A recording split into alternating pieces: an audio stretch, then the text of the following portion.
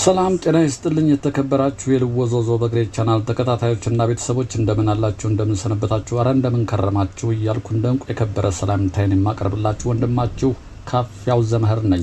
እነሆ ልወዞዞ በግሬ በወኬንድ ቶክ ዝግጅቱ እዚህ ተገኝተናል። ከእናንተ የምንሻው በትዕግስት እንድትከታተሉን ብቻ ነው። ነገር ግን አንድ ነገር እናስታውሳችኋለን።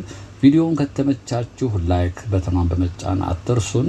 ለቻናሉ ግን አዲስ የሆናችሁ ደግሞ ሰብስክራይብ ማድረግ እንዳይረሳ እያልን በቀጥታ ወደ ቪዲዮ እናመራለን። ብቻ እናንተ ተከተሉ።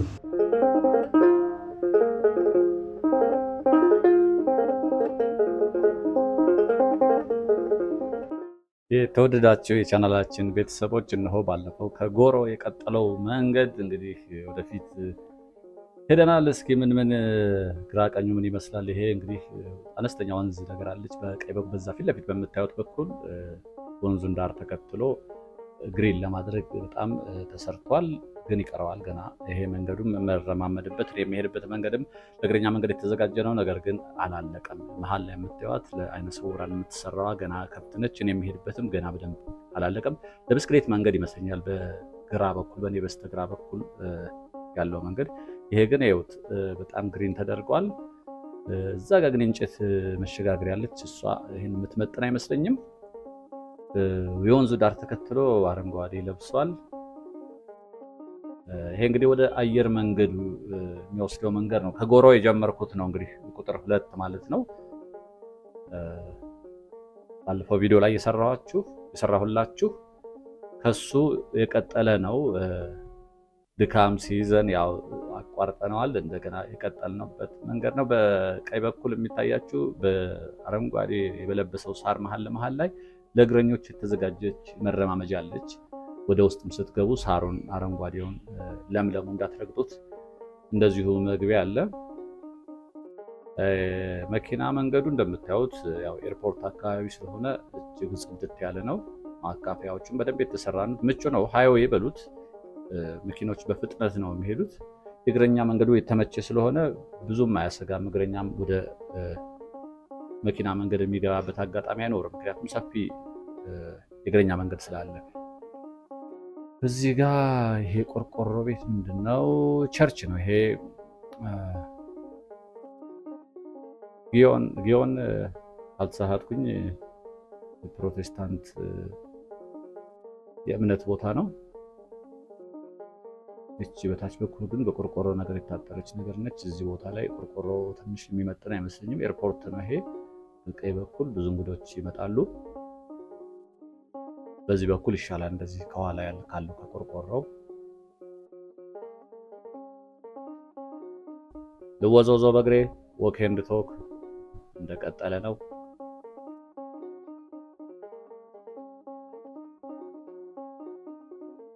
እንግዲህ ቦሌ ወደ ዋናው በር እየተጠጋ ነው። ከዋናው በር በፊት ግን ቪአይፒ እንግዶች እንግዲህ ጊዮን በጭ አታርግ በቲቪ ያላቸው እና ድምጿ የሚገርም ድምጽ ነው ያላት። እቺ አገልጋይ ሴቷ የሆነ ቃል ታመጣና ሲያጨበጭ በደንብ ካጨበጭ በጭ አታርግ ትላለች። ይሄ ነው ቸርቻቸው። ትልቅ ቸርች ነው።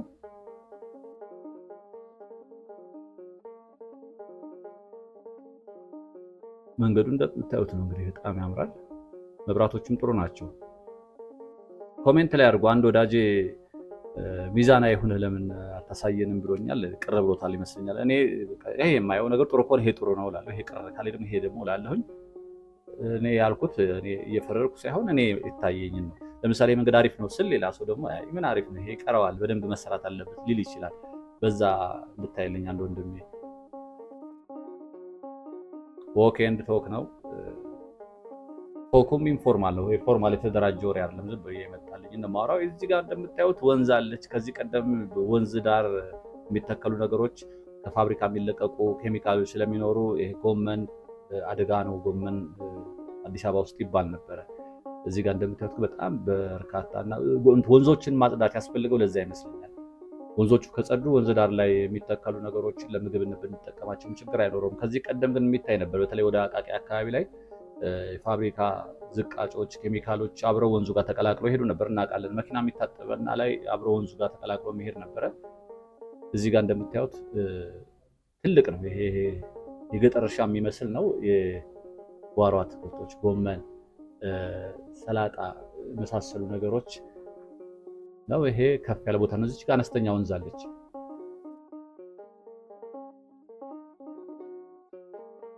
የምታዩት እንግዲህ ቀጥ ያለው ኤርፖርት መንገድ ነው። ፊት ለፊት እንግዲህ ቆይ ስንደርስ አሳያቸዋለሁ። ቪአይፒዎች የሚወጡበት አለ። ቀጥታ ሲወጡ የሚያዩት አዲስ አበባ የሚል ትልቅ ምስል ነው። ጽሑፍ አለ። እሱን ታያላችሁ። ይሄ በደንብ መሰራት አለበት ብዬ አስባለሁ። ይሄ እንግዲህ ኤርፖርት ፊት ለፊት የገጠር እርሻ የመሰለ የገጠር ቦታ ነው የሚመስለው። ቀጥታ አዲስ አበባ ውስጥ አይመስልም። ይሄ ግሪንነቱ በደንብ መሰራት አለበት። የኤሌክትሪክ መስመሩም እዚህ አካባቢ የሚመጥን አይደለም፣ የሚስተካከል ይመስለኛል። ይኸው እዚህ ጋር ያሉት ዝም ብሎ በዘፈቀደ የበቀሉ ነገሮች ናቸው። ታስበባቸው የተተከሉ አይመስሉም። እዚህ በቀኝ በኩል የምታዩቸው ለአይን የሚስብ መሆን አለበት። በዚህ በኩል የሚያልፍ ሰውም፣ ምክንያቱም ኤርፖርት አካባቢ ነው። ኢንተርናሽናል በረራዎች አሉ። እዚህ ጋር ወንበሮቹ ራሱ ወደዛ ሰው ቁጭ ብሎ እንዲያይ ነው የተሰሩት። ወደዛ የዞሩ ናቸው እንደምታዩቸው። ግን ወደዛ ስትዞሩ ብዙም የሚስብ ነገር የለም፣ እንደምታዩት ነው። እንግዲህ አንጻራዊ ነው። ምናልባት አንዳንድ ሰው ይሄ ሊያስደስተው ይችላል። ይሄ ፊት ለፊት የሚያው የኔ አስተያየት ነው የምለውም ለዛ ነው። ካሜራ እንትን እያለችብኝ ነው። ዳይሬክሽን እንዳትቀይር እያስተካከልኳት ነው። እጄ ወደ ካሜራ ይገባባቸዋል ብዙ ጊዜ፣ ይቅርታ። ይሄ እግረኛ መንገዱም ያለቀ ነው እንደምታዩት፣ ምክንያቱም ኤርፖርት አካባቢ ነው ያለ ነው። ይሄ በግራ በኩል የምታዩት ጌትዌይ ቪአይፒ ሰዎች የሚገቡበት እንግዲህ ባለስልጣናት፣ ከውጭ የሚመጡ እንግዶች፣ ታላላቅ እንግዶች በዚህ ነው የሚገቡት። ሲወጡ ይመስለኛል። አይ ቲንክ በዚህ መግቢያ እንግዲህ በሌላ በኩል ሊኖር ይችላል። በቀኝ በኩል ወንዝ አለች እዚህ ስር። እዚህ ጋር ልብሳቸውን ያጥባሉ፣ ገላቸውን የሚታጠባሉ እዚች ወንዝ ስር። ይሄ በቀኝ በኩሉ ግን አለማም፣ በጣም መልማት ያለበት ይመስለኛል። ኢንቨስተሮችም ተሰጥቶ ለሪክሬሽን ሴንተር ለመዝናኛ ሊሆን ይችላል።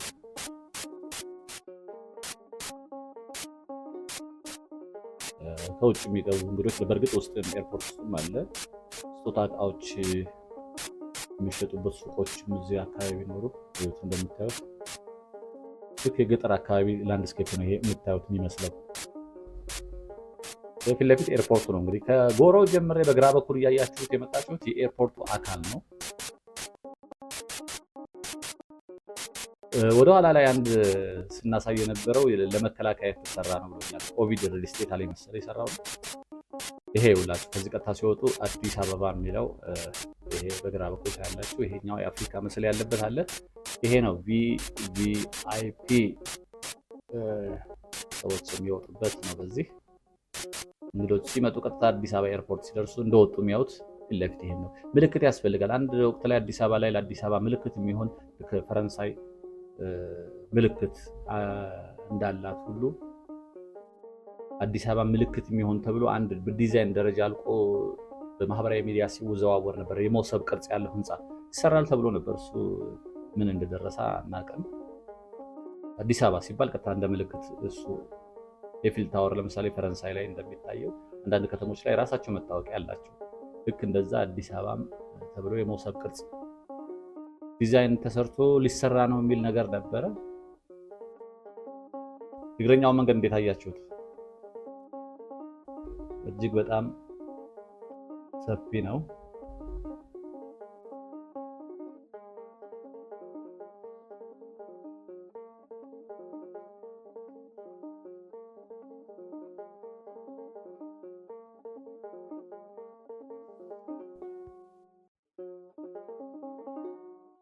እዚህ አካባቢ ደግሞ እንግዲህ በደንብ የለማ ነገር ነው የምናየው ከመንገዱ ጀምሮ።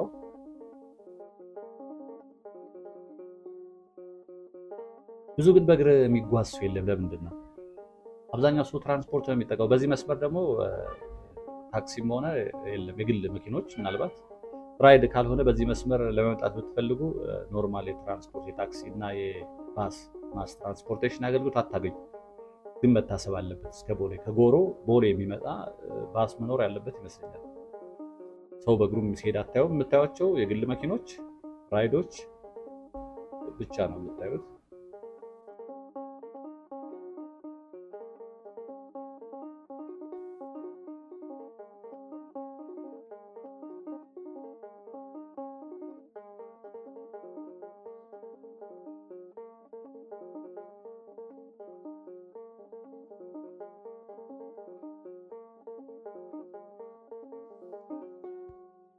ያያችሁት በቀኝ በኩል እንግዲህ በጣም ለም ነው። ዘንባባዎቹም ሰፊ ቦታ ነው እንደምታዩት። መቀመጫዎችም አሉ፣ ግን መቀመጫዎቹ ላይ ረጅም ሰዓት መቀመጥ ከባድ ነው። ፀሐይ ሲሆን ትንሽ ዳመና ሲሆን ይሻላል እንጂ አሁን ደመና ነገር መጥቷል። አሁን ምናልባት መቀመጥ ይቻላል። ፀሐይ ላይ ግን ከባድ ነው። ጃንጥላ ይዘው ቁጭ ካላሉ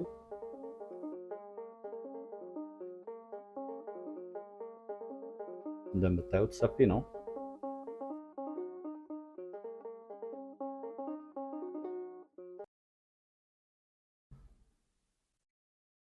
ወደ ዋናው በር ወደ ኤርፖርት መግቢያው እየተቃረብን ነው። እንዴት አያችሁት? ግራ ቀኝ ነው። በርካቶች ያላችሁ ሀሳባችሁን የምትገልጹልኝ ብዙ መረጃ የምትሰጡኝ ያላችሁ አስተያየታችሁ እንዳይለየኝ በታላቅ አክብሮት ጠይቃለሁኝ። የሚሰማችሁን ያያችሁትን፣ የተመለከታችሁትን፣ የታዘባችሁትን በቅንነት ብትሰጡ እኔ እማርበታለሁ። የምትሰጡትን አስተያየት አነባለሁ። በነገራችን ላይ ለአንዳንዶቻችሁ ቶሎ መልስ ላልሰጥ እችላለሁ። አንብቤ ተምሬበት ዝም ልል እችላለሁ። እኔ ያላየሁት እንዳይመስላችሁ እያንዳንዷን ኮሜንት አነባታለሁ።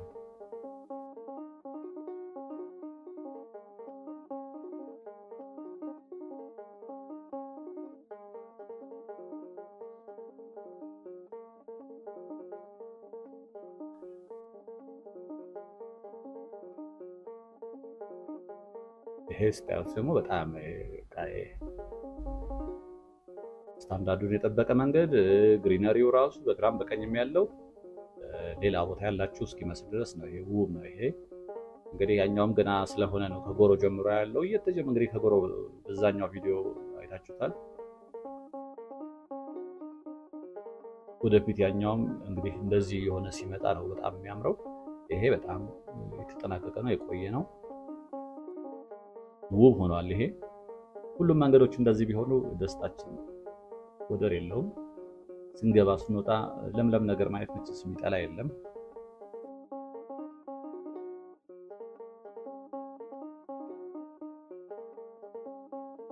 እንግዲህ ይሄ ዋናው ከተማ መግቢያ ነው። እንግዲህ ከውጭም ሰው ሲመጣ ገና እንደ ጌት ነው የሚቆጠረው መግቢያ። ልክ አዲስ እንግዳ ሲመጣ ከዚህ አካባቢ ነው ዙሪያ ገባውን እየቃኝ የሚሄደው። አንዳንድ ሰው እዚህ አካባቢ አይና በስመ አብ አዲስ አበባ እንደዚህ ነች ብሎ ይደነቅና ደግሞ አንዳንድ ሰፈሮች እንግዲህ ከዚህ ቀደም አሳይቻቸዋለሁ። እዛ ሲሄድ ደግሞ ግራ ይገባዋል። አንዳንድ ሰዎች የኔን ቪዲዮ የሚመለከቱ ያለሙ ሰፈሮችን ሳሳይ እንዴ አዲስ አበባ እንደዚህ ናት እንዴ ብለው ይላሉ። አዲስ አበባ ሁለት መልክ ነው ያላት በነገራችን ላይ።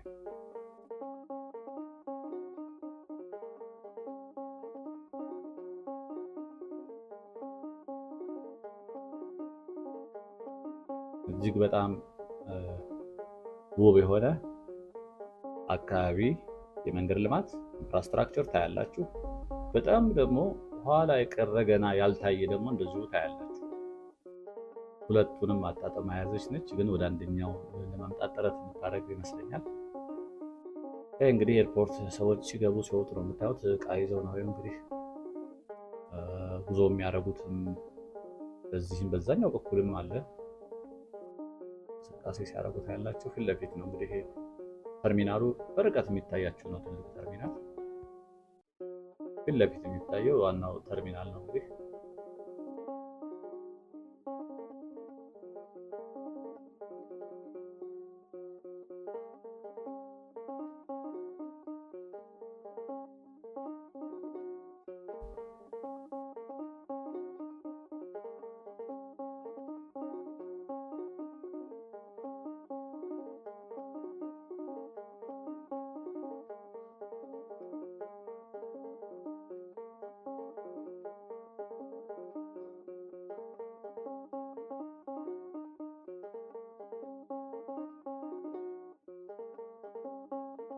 ልወዝወዞ በእግሬ ዎክ ኤንድ ቶክ። ያው እንደምታዩቸው እንግዲህ ሰልፍ እየተነሱ ነው። ወደ ኤርፖርት ሊሄዱ ወይ እየመጡ ነው። መንገድ እየመጡ ወይ ወደ መንገድ ለመሄድ ነው። ይህ አካባቢ ትንሽ ጸዳ ያለ ስለሆነ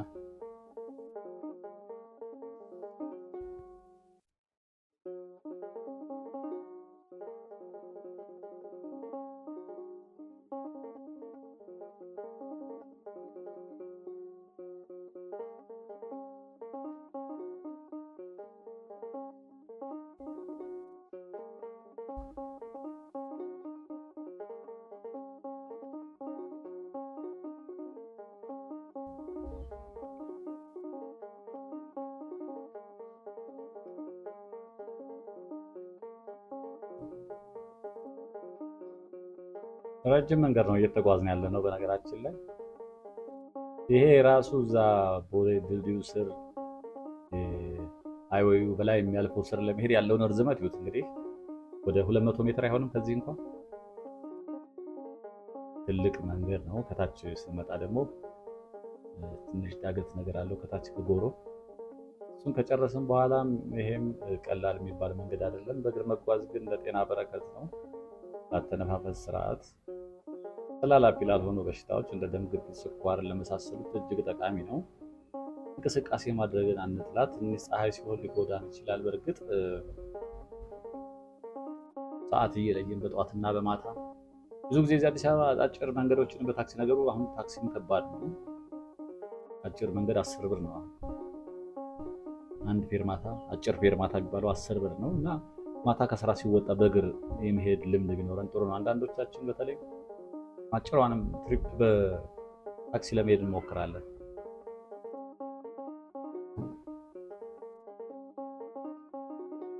በእግር መጓዝን ግን ያበረታታል። አጫጭር መንገዶችን ፀሐይ በማይሆንበት ሰዓት በተለይ ሴቶች ጃንጥላም ስለምትይዙ በእግር መጓዝን ብንለምደው ጥሩ ነው። ወንዶች ለምንድን ነው ግን ጃንጥላ የማይዙት? አስባችሁ ታውቃላችሁ? ክረምትም ሆኖ ዝናብ እየጣለ ወደ መስሪያ ቤት ስንሄድ ቦርሳ ብንይዝ እንኳን ጃንጥላ ይዘን የመሄድ ልምዱ የለም። እንጠለላታለን እንጂ ወይ እንደበደባለን እንጂ ጃንጥላ መያዝ አንወድም። ምክንያታችን እንግዲህ የተለያየ ሊሆን ይችላል።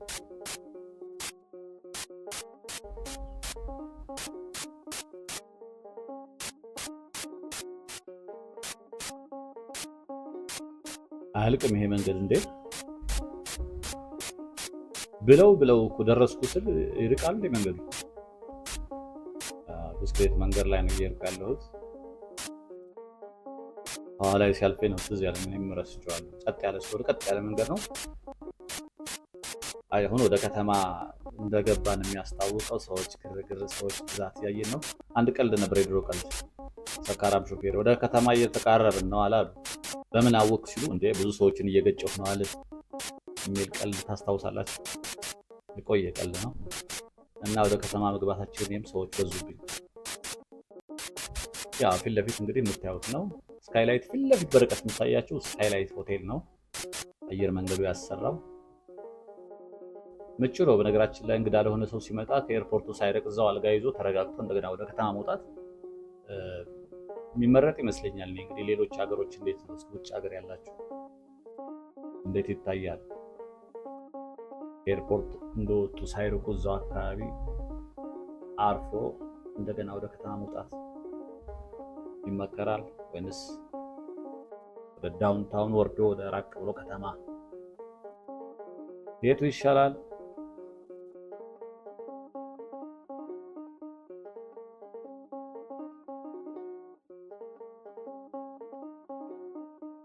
አሁን መሻገሪያ ፈልገን ወደ ላይ ተሻግረን እዚች ጋር መሻገሪያ አለች። አንዳንዴ መሻገሪያ ታጣላችሁ። ረጅም መንገድ ይሆንና ኢንተርቫሉ መሻገሪያ እንትኑ ስሌት መኖር አለበት። ግን ከተወሰነ ርቀት በኋላ የግድ ሰው መሻገር መቻል አለበት። የግድ ላይ መሄድ የለብንም።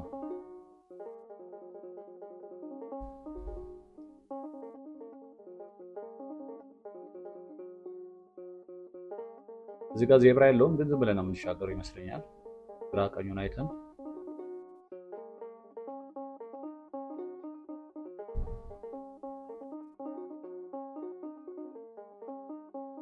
ክብራትና ክብራት እንግዲህ ለዛሬ ያዘጋጅንላችሁ ከጎሮ የተነሳው ዎክ ኤንድ ቶክ በሁለት ክፍል እነሆ እዚህ ተጠናቋል።